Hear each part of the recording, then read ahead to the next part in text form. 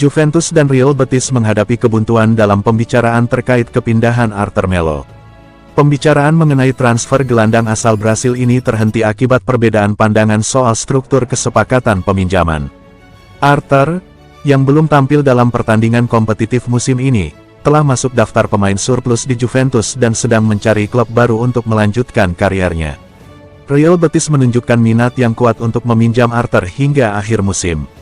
Klub asal Spanyol itu memandang sang gelandang sebagai tambahan penting untuk memperkuat lini tengah mereka.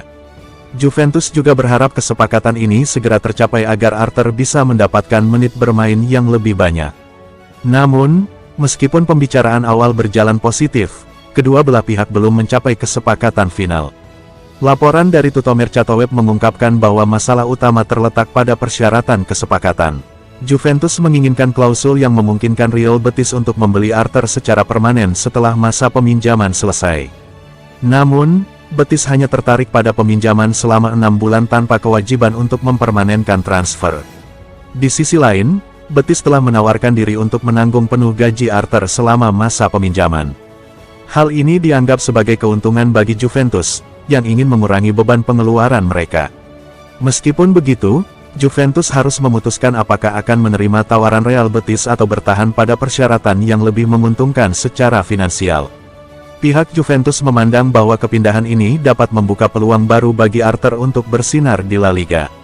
Jika sang pemain menunjukkan performa apik selama masa peminjaman, kemungkinan besar dia akan menarik minat klub-klub lain pada bursa transfer musim panas mendatang.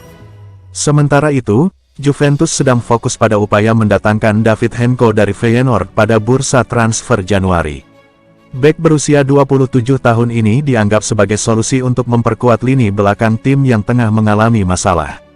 Henko dikenal sebagai pemain yang fleksibel secara taktis, mampu bermain sebagai bek tengah maupun bek kiri.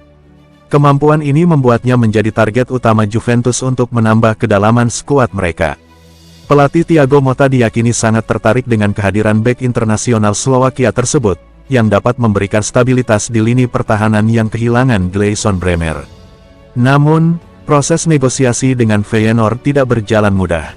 Klub Belanda itu meminta biaya transfer yang cukup besar untuk melepas Henko di bursa transfer Januari ini. Untuk menyiasati kendala finansial, Juventus berencana menyertakan dua pemain muda, Facundo Gonzalez dan Samuel Mbamula, dalam kesepakatan sebagai bagian dari transfer permanen. David Henko sendiri dilaporkan terbuka untuk bergabung dengan Juventus. Dengan pengalaman dan ketenangannya di lapangan, Henko dianggap sebagai rekrutan ideal yang dapat membantu Juventus bersaing di level tertinggi. Meski begitu, Juventus tetap harus siap menaikkan tawaran mereka jika ingin meyakinkan Feyenoord. Jika kesepakatan berhasil tercapai, kedatangan Henko diharapkan mampu memberikan dampak signifikan pada lini belakang Juventus. Klub berharap transfer ini dapat membantu mereka tampil lebih solid di paruh kedua musim.